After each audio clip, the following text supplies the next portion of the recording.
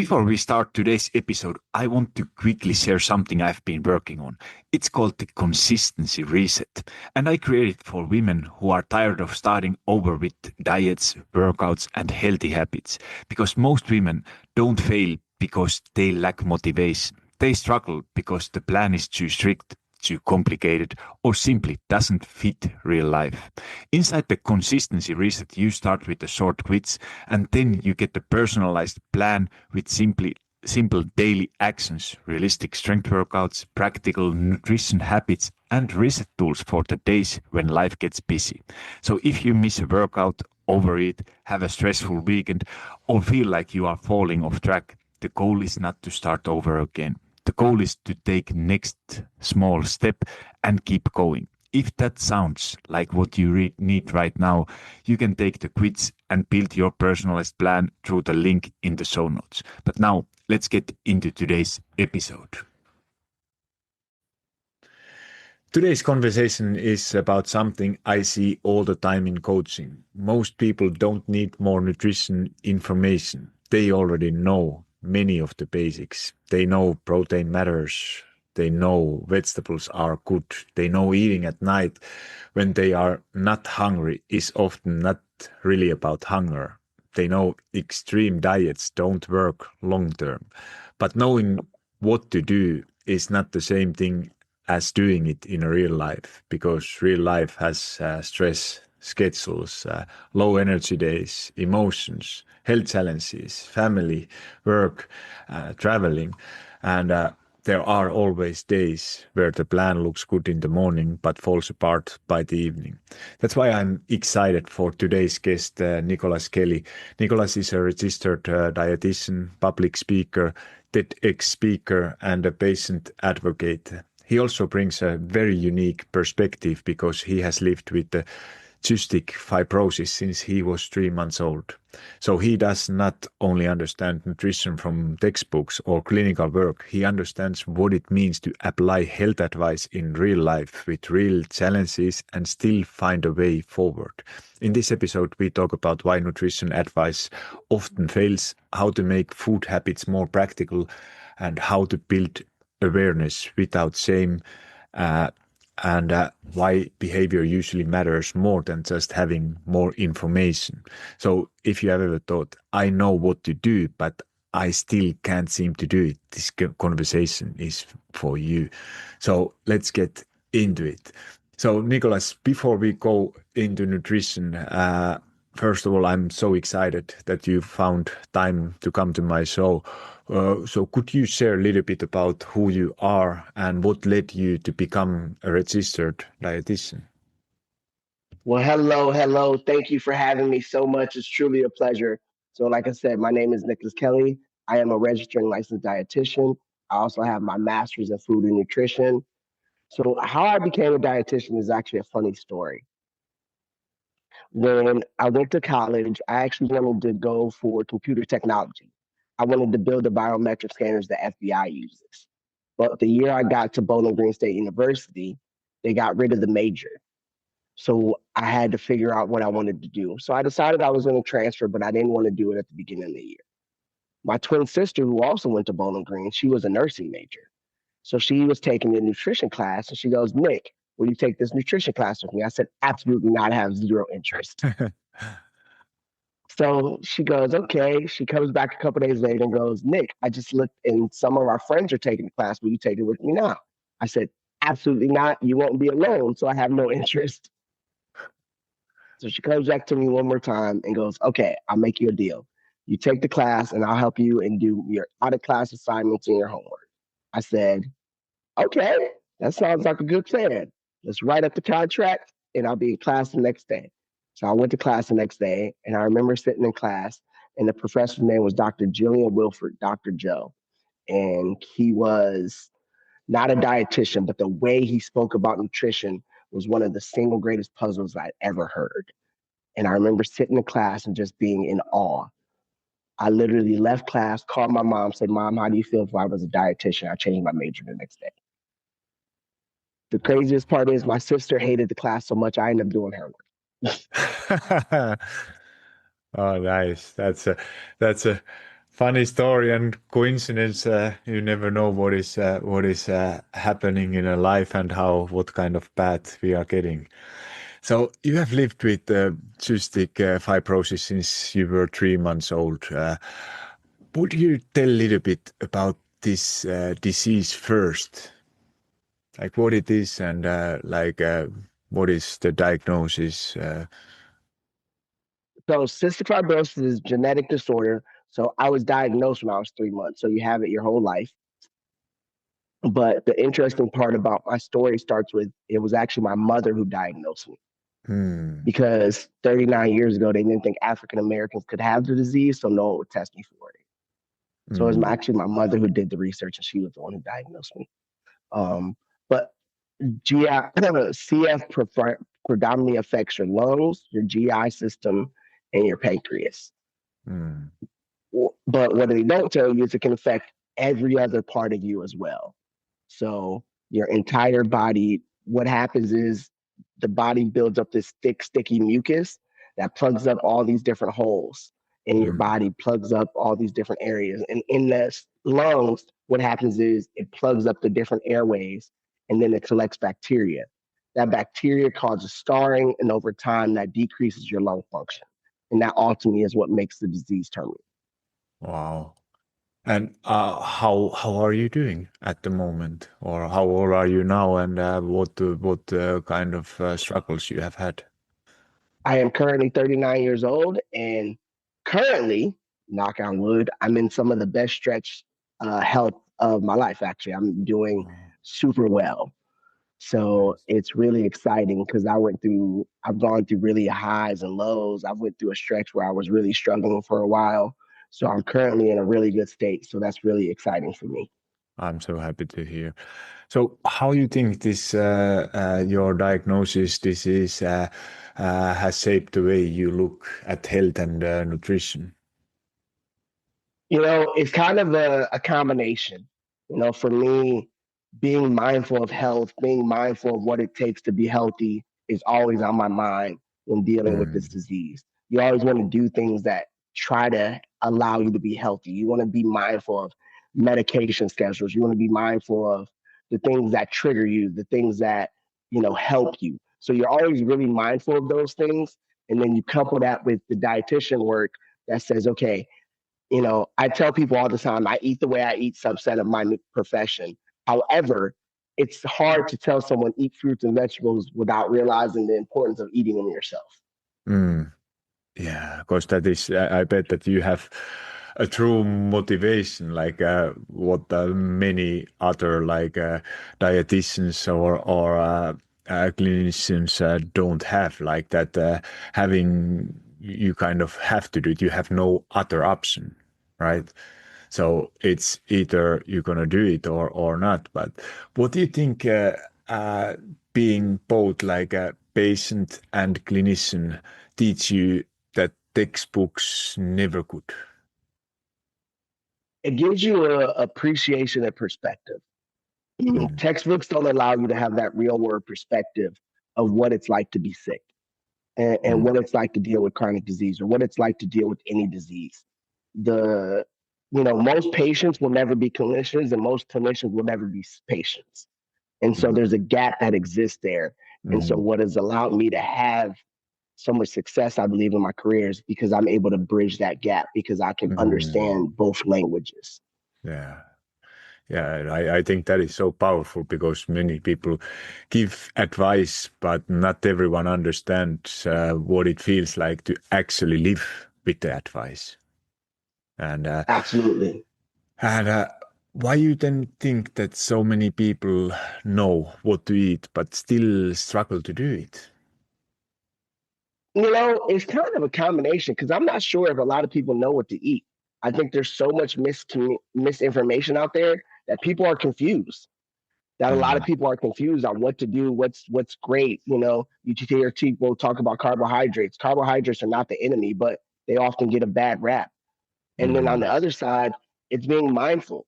A lot of people look at health as this big, big pie to be obtained, and trying to knock all over climb the whole mountain is exhausting. It looks Mm, exhausting. You just look at it and go, man, I don't want to do that. That's exhausting. That's tiresome. And so people need to take the smaller steps. Like, okay, I'm going to climb this little step today. I'm going to climb this little step today. And it'd be much more palatable and it'd be much more easy to do. But that's not how we often are trained to look at things. We look at the entire whole and then we feel like, okay, I have to scale this whole mountain. And people already defeat it before they start. mm. So what is then, what do you think that are what are most common mistakes people make when they try to improve their nutrition? Like you mentioned that because it's obviously it's a lot of like a big mountain, like you said, and if you try to get everything done in a one, it might feel that it's way too much that you are not able to do it. But what are the most common mistakes you see people are doing?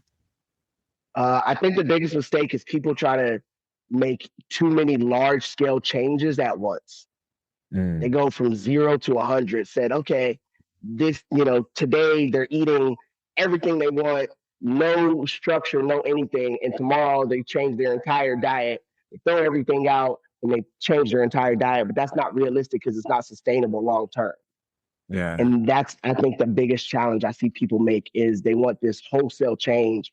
And when it doesn't happen quick for them, then they revert back to the changes, then revert back to their original lifestyle. Yeah.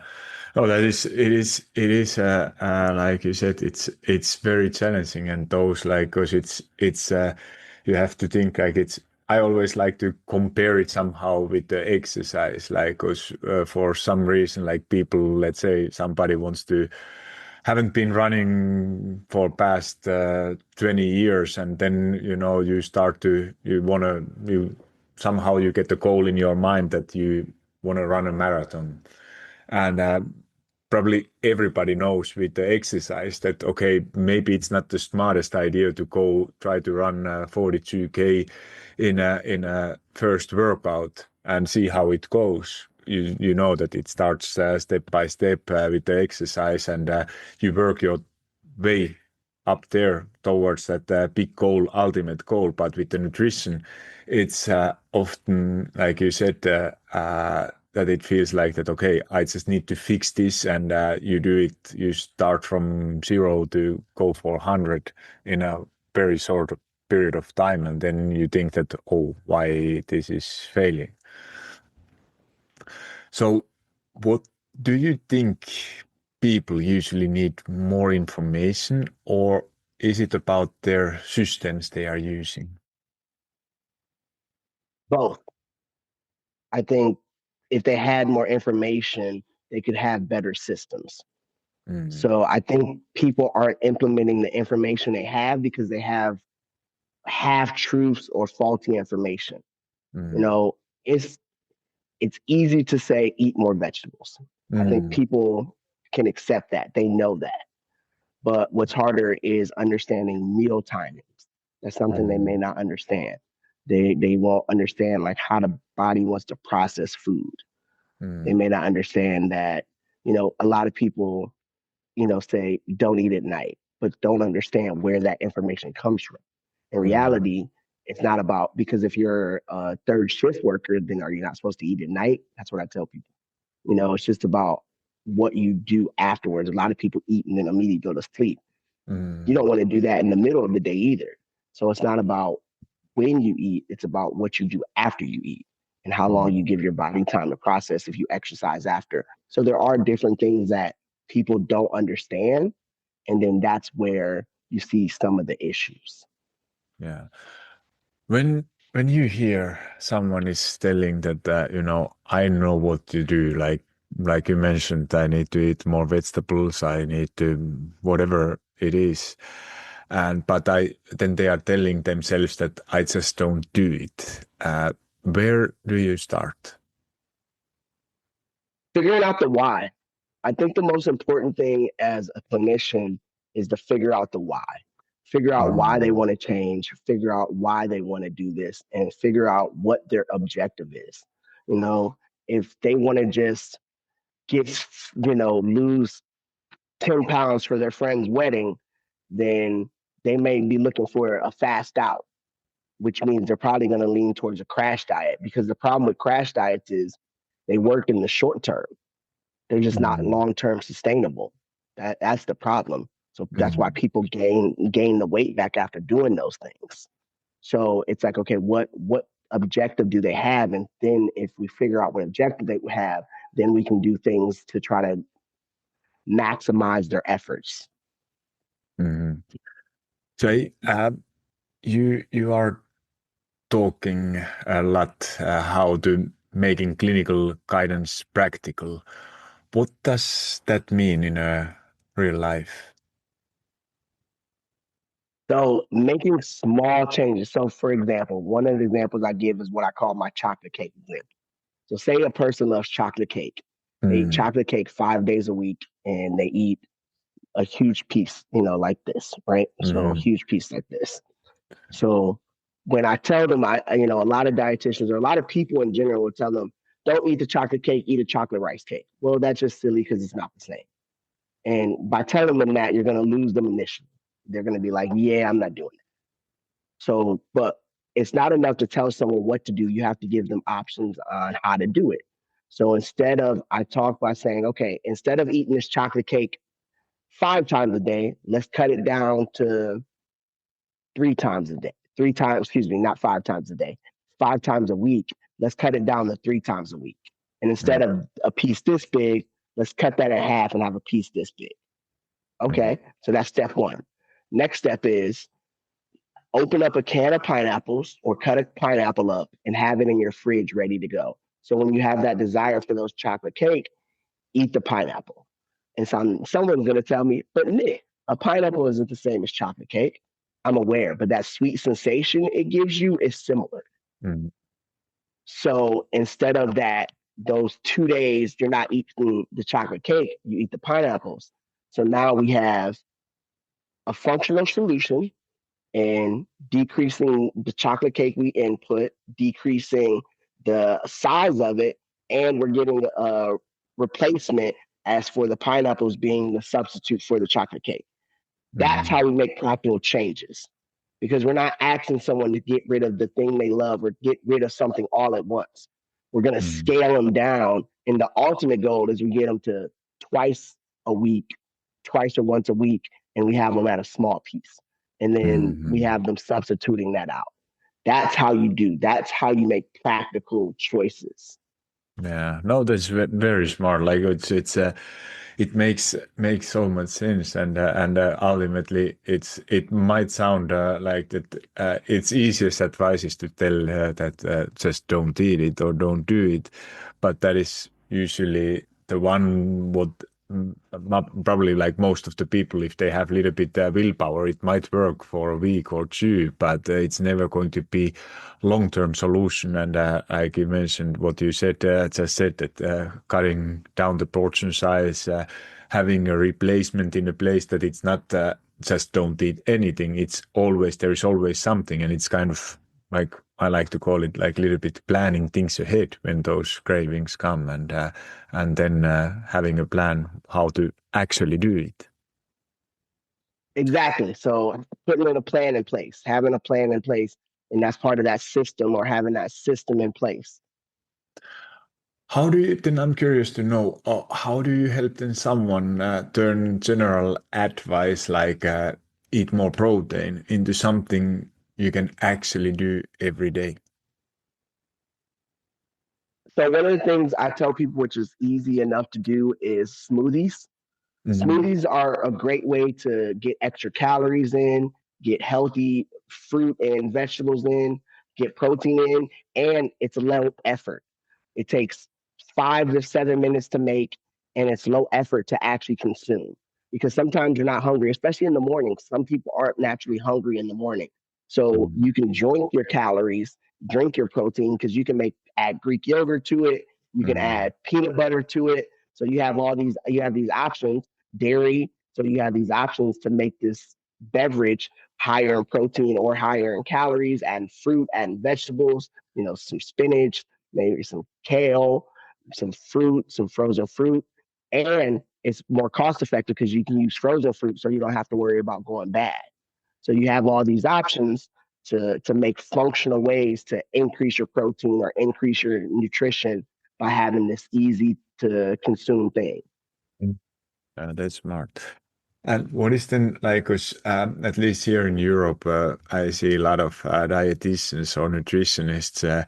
They give kind of perfect plans for people. And what is your take on giving someone a perfect plan, or giving them a plan they can actually repeat? There's no such thing as a perfect plan because nobody's perfect. So Mm, you try to give a plan that is most realistic. And when I make goals with my clients, I always say, okay, let's make goals together because I ultimately doesn't have to do these goals. You have to mm, be able to do them. I don't want to give you goals. To me, that doesn't make sense. I need goals that we can do together. And I even have my clients sign them and I sign them. So we can say, okay, we're doing this together. We're in this together. This is something we both agree is reasonable to do. So that's mm. how we give plans. That's how we give progress, for at least for me. And I think more dietitians should implement that. And not just dietitians, but more individuals in general should implement that. Yeah, it's very true, and I love your approach doing it. Now I wanted to talk with you a little bit about emotional eating and awareness because I think those are huge struggles. At least the people I see in my coaching all the time, and in my recent episodes, I have talked a lot about eating after dinner and asking, "Am I hungry or am I looking for something?" How do you use awareness with your clients? So for me, one of the big things is trying to be aware and be mindful. I believe when people become more mindful, they make better choices because Mm, they're thinking about what they're doing. You know, if you become more mindful of drinking more water and then you start drinking more water and you feel more energized, mm, then you start becoming aware, like, okay, this is makes sense. And so the next time you go through the drive through, you may get a water instead of a pop. Or mm, if your next out time out, you realize, okay, I'll just drink more water instead of going and get this snack. So you start finding ways to implement different things. And I think it's just going to be the same thing with emotional eating. If you become more aware that you're doing it, you can try to figure out what's the trigger. mm. And how do you figure out the trigger, or do you have some favorite tricks how to do it? So one of the things that I think really is a benefit or can help a lot is by taking an analysis of when I'm eating. If it's the same time every day, so say for example, I eat dinner and then at 10 o'clock every night I get hungry and I want to snack, or I'm not hungry, I just want to snack. Mm, But what do you do at 10 o'clock every night? Are you watching TV? So maybe you're realizing you need something to do while you watch TV. So maybe you want a snack, but you can do healthy snacks. Eat some pretzels, eat some like no butter popcorn. So because maybe you want that sensation of chewing, or you can have carrots because or and peppers because you get that crunch. Sometimes people just want that crunch as they're watching something. mm, So there's still ways to fulfill that mindless eating, there's ways to fulfill that by still being healthy with it. Because sometimes mm, people just want that sensation as they're watching TV, or they mm. want that comfort before they go to bed. You know, that's where people drink the warm milk type of situation. So there's a lot of options that people might have that we start wanting to figure out what's the pattern. And I think Yeah. that's a way to start figuring out the triggers is trying to figure out what's the pattern. Yeah. Yeah, no, because it's often like I say myself, I think for me definitely it's I'm that person, like maybe not 10 o'clock, I go to bed at 10 o'clock, but a little bit before that, I'm definitely someone who is when after a day watching TV or Netflix, and then for me, I believe it's that boredom, like because you are almost whole day going, and then when that short moment comes, it's kind of boredom, and then it's kind of habit to to have something in your mouth. But uh, Do you have some ways, how can you tell difference if it's a physical hunger, habit, stress, boredom, or is it some emotional eating? It's kind of hard just to tell the difference because there's so many different nuances that go into it. um when we look at like if it's emotional eating, that could be deciding because we don't without knowing, a pattern or the trigger, it could be that, it could just be hunger. You're not eating enough and then your body is processing Mm, out depending on what your meals throughout the day were. mm, Sometimes people skip breakfast and they eat a late lunch, they overeat at lunch, and then they don't have a dinner, and then or they have a light dinner and your body just hasn't have enough fuel for the day. mm, So that's a possibility. Just because we eat throughout the day doesn't mean we're eating enough to fuel our body. mm, And that's one of those misconceptions that people have. So it's hard to say exactly what could be the thing without getting into their history and understanding. But that's where I say the best a person can do at home, if you're listening and you're trying to figure it out, is just try to keep a pattern. If you notice your eating is a little out of whack, start trying to track your patterns, track to see what you're doing consistently. And then when you see what you're doing consistently, see if you can make changes inside of that. So say, okay, I realize I'm not eating breakfast. Like, for example, if you wake up at 7:30 a.m. and you're not eating a breakfast till 10 a.m., well, ideally you want to eat breakfast 45 minutes to an hour after waking up. So if you realize you're not eating until 3 hours later, maybe that could be something, because starting eating breakfast early helps put your day in alignment when you talk about eating. Because if mm, when you're not, you kind of push all the meals out and you tend to overeat. So that's like an example of something that we can do to help our bodies and help regulate our patterns. mm. Because then I see a lot of people telling that they are telling themselves that or feeling that they have no control around food at night. What would you say to someone who have that kind of feeling?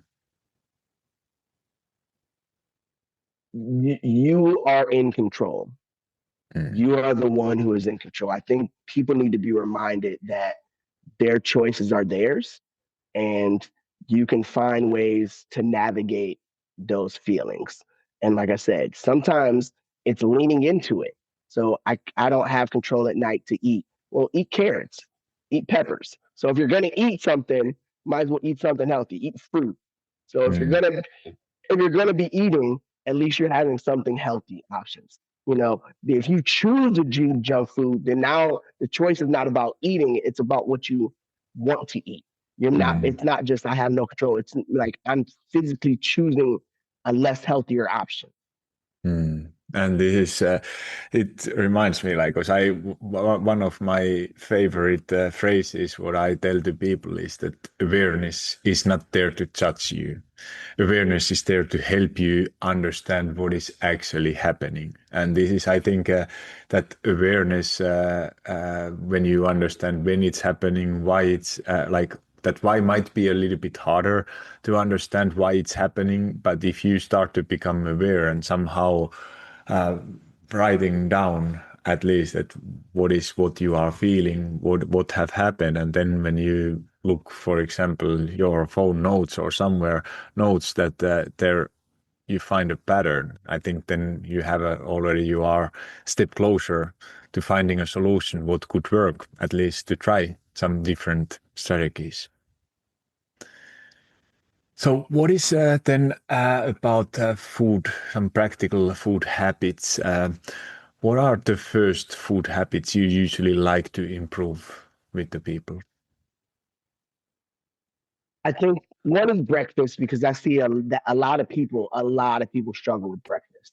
Whether it being they're not hungry in the morning, they don't want to eat it, they eat it too late. So that's one of the things I always start emphasizing with people, because breakfast is that important meal because it breaks the fast. That's what breakfast stands for, breaking fast. So that nighttime fast you have. So that's why breakfast is so important. So that's one of the things that I always work on early. The spacing, eating between every 3 to 4 hours. So that's also another big thing that I tell people a lot of times. You know, these meals don't have to be these gigantic meals. For example, I'll use breakfast again. I know I'm harping on it, but there's a reason why. So people think about meals as these elaborate productions, the grits, the sausage, the bacon, the eggs, the toast, the fruit. Like it doesn't have to be all that. It could be granola, yogurt, granola, um, glass of a piece of fruit, and then some toast with peanut butter. It doesn't have to be this elaborate. Lunch could be a turkey sandwich with lettuce, tomato, mustard, and then a side of fruit with a glass of milk. Boom. That could be, or a side of carrots. That these meals don't have to be these elaborate meals, but it's about proper fuel and healthy fuel for your body. Mm. And what are your thoughts about meal prep? Does everyone need to do it, or what do you think? Everyone doesn't need to do it, but it's a great option to do. Mm. I often tell people do it on like a Sunday and then just plan for the week. But one of the ideas I do tell people is cook the meat sometimes. And then that way, if you don't want a full meal prep, you can just cook the meats. That way you have those ready for the week. And then, and you can just make the sides the day of because the sides are usually the quickest thing to make. Mm. So if you don't want to meal prep your whole meal, that's an option. Or you just cook it for 3 to 4 day increments, and then you have your meal prep ready to go. And then you can freeze them, you can have it. So having options is going to be really important for your meal prep. But I think meal prep is an amazing option if you have the time and you have the ability to do it. Mm.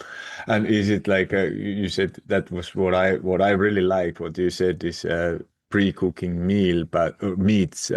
But of course, if you don't enjoy, like we here in Italy, we don't eat. I eat maybe once, twice a week meat. Like it's. I'm not a vegan or anything, but it says that basically, if you look what is going to be like, what I love to tell always, like, look, what is going to be your protein source, and if it's going to be meat, fish, some vegan sources, and start building, because that is usually the hardest part. Like for many people, even they know protein is important, but still people struggle building meals around it and then going from there. So what is then like if someone is that busy that you really don't have time for preparing or planning things too much ahead? What does a realistic meal structure then look like for a busy people? Easy protein sources. So that could be nuts, that could be eggs, that could be dairy. So Mm. those are all easy protein sources. Beans, that's an easy one to get through. So easy protein sources. So using that, creating meals that are low maintenance. I call low maintenance meals. So, rice and beans are a nice complement. And then you have a protein source, a carb source, and then add a vegetable in there, maybe some stir fry. And then now you have a meal that takes all that together takes 20 minutes. So Mm. meals that are low maintenance that don't require a lot of time and energy. And if you talk about only eating meals, meat twice a week, seafood, salmon takes another 20 minutes to put in. So that's stuff that doesn't take long. And then you can have it, salmon in, you don't have to have a thing, asparagus or Mm. spinach. All things spinach takes really 10 minutes to make. Put on some boiled water, put some lemon juice, some salt, and some olive oil in there. Boom, good to go. 10 minutes for the spinach. So things that don't take long amount of times. Peppers take to saute, cut up some peppers, saute it. It's a 17-minute process. 10 minutes to cook, 7 minutes to chop up. So things that are low maintenance meals. Mm. That's uh, that's a very good practical way. You mentioned earlier a little bit about all or nothing thinking with dieting. Uh, why do you think people often turn in one imperfect meal into a whole bad day? I think it's all because of that all or nothing mentality. People look at they say, okay, it's not enough to say, okay, I did this one thing, and they want it to compound into all these other negative things. Where it could be isolating, say, okay, I did this less healthy meal, but that's just one meal. I have all these other Mm. opportunities to do something healthy. And that's not how people think about it. People often think about the totality of everything. And then that's how we get the all or nothing thinking, Mm. because they're looking at the whole mountain instead of realizing it's scaling by piece. Yeah. And how do you have any tips, or how do you help people move away from all or nothing thinking with the food? Start noticing how you feel by doing one healthy option. Mm. Start noticing the difference with one healthy option. If you increase your water, you'll start noticing you have more energy throughout the day. You'll feel better. You'll have a, like I said, more energy. Having a apple in the middle of the day instead of chips, you realize that you don't feel as well down. Having meals that are not high in fat, you'll feel lighter. So these things you'll be able to do, and then track how you feel. Your body will Mm. talk to you. Listen to it. Yeah. And how then can someone enjoy the foods they love, if it's chips or chocolate or whatever, without feeling that they ruined everything? Food is, you can't. So I tell people, number one, there's no cheat days. You can't cheat Mm. on food. It's not how it works. Also, there's no good or bad food. There's healthy options and less healthy options. So you just want to make sure your healthy options outweigh your less healthy options. But that still Mm. gives you an opportunity to enjoy the food you love. But you just need to make sure your healthy options outweigh your less healthy options. Mm. That's a very good advice. Uh, then what about those, because you have, because you're of your own health journey, how do you think then about nutrition when life is not ideal? We make time for all the things that we love or all the things that we want to be a part of. So that's the same thing. Let's make time for those things that we need for ourselves and our health. Sometimes we give everything else so much grace in our life. We give social media, we give other people's opinions, other people's time, we give work, we give all these things to external things, but we don't treat ourselves with the care we need first. And that's, we have to make sure we treat ourselves with the care that we need first. Hmm. And what can people learn from chronic illness about patience and consistency? We all go through challenges and we all go through obstacles. My Mm. challenges are just like that. That's just one thing. My challenges are that everyone has their own challenges, but being mindful of these challenges and saying, okay, am I going to let them dictate my life and I'm going to let them control my life? Or am I going to allow them to be a positive impact that allows me to drive towards something better? Hmm.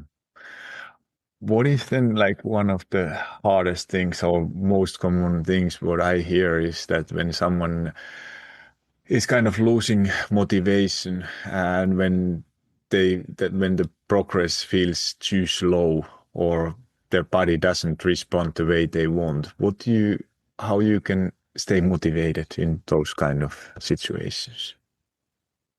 Hold on to something small they weren't able to do before. So if Mm. something as small as I wasn't able to walk 2 flights of stairs, now I can. That's Mm. progress. Focus on the progress that you do have and don't focus on the progress that you haven't seen. Yeah, that is, I think it's one of the best advice is to focus on what kind of progress you are seeing, and not what you are not seeing. Because I don't, I think over 90%, I would say, from my clients are not seeing the progress, or it's slower than they would like it to be, like those unrealistic expectations. And what is then some advice you would give to someone who feels frustrated with their body or health right now? I would tell them, you didn't get here in one day, so you're not going to fix it in one day. Mm. Just reminding them of that, and reminding them that, do they want to be healthy long term? Do they want to, and this goes back to their why, do they want to be healthy enough if it's older, to walk their daughter down the aisle? Do they want to Yeah. be healthy enough to where beach season's coming and they want that six pack? Mm. It takes work to get there though. Like nothing given is nothing earned is given. So we have to make those sacrifices. Are we willing to make sacrifices to improve our life? We're able to go to work because we know we need money. So why can't we invest in ourselves the same way we Mm. invest into someone else's job? Yeah. What is then, I want to make it a little bit more practical. So if someone is listening and want to make their nutrition more practical this week, what are three things they could do? Three things to make the nutrition more practical is increase their water intake, Mm. um, add 2 servings of fruit Mm. to their meals throughout the week. So it doesn't have to be every day, but add 2 servings of fruit throughout the week, and eat breakfast within 45 minutes to an hour and 15 minutes of waking up. Wow. 3 very practical tips that they can Yeah. do. Yeah. And those are very, very helpful. So what is the one nutrition rule you wish people would stop following?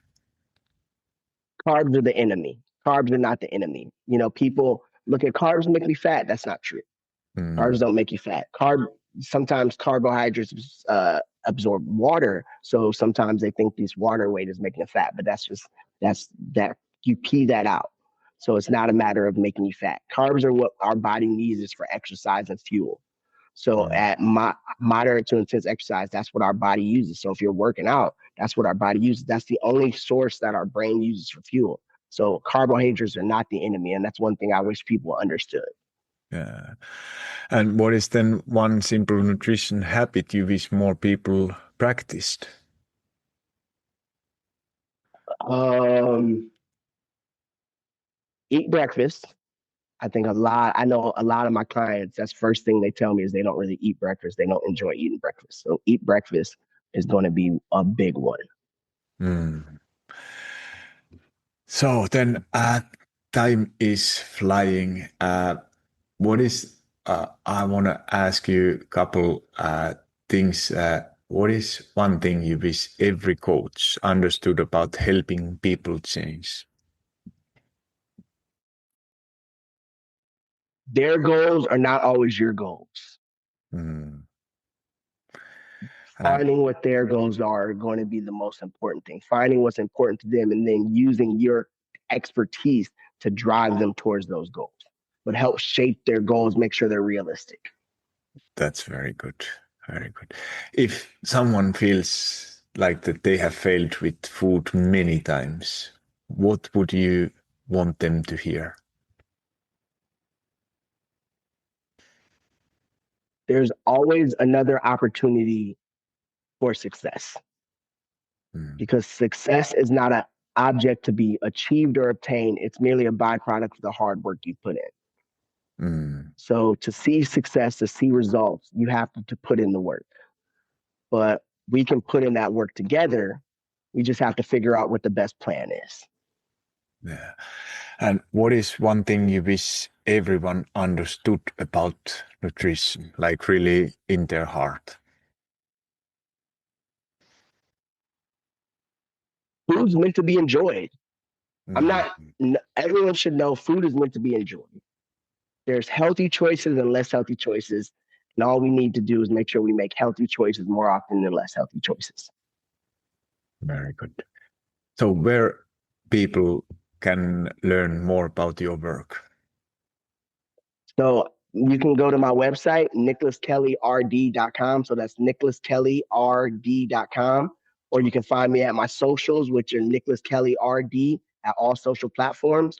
Or you can email me at nicholaskelly.rd@gmail.com. If you guys didn't notice, there's a little bit of a pattern there. Mr. Skelly RD is the way to find me and the way to find me on everything. Awesome. And I will put all links to show notes, and I definitely can only recommend. Nicholas knows what he's talking about. Is a great, have seen both sides, being coach, dietitian, but also at the same time patient himself. So thank you so much, Nicholas. I really enjoyed this conversation. And I think the big reminder today is that nutrition is not only about knowing what to eat. It's about making it work in a real life with your schedule, stress, emotions, health, with the life you can actually have. And thank you so much, Nicholas. I really, really enjoyed it. And I hope to talk to you soon again. Thank you so much. I really appreciate you having me. It's been a pleasure. Before you go, if you are tired of starting over every Monday, I want to invite you to check out the Consistency Reset. It's my new personalized coaching app for women 35 to 55 who want sustainable fat loss, simple workouts, practical nutrition habits, and support for real life. You will get daily actions, realistic workouts, and reset tools to help you keep going without guilt or perfection. You can take the quiz and build your personalized plan through the link in the show notes. Thank you so much for listening, and talk to you in the next episode.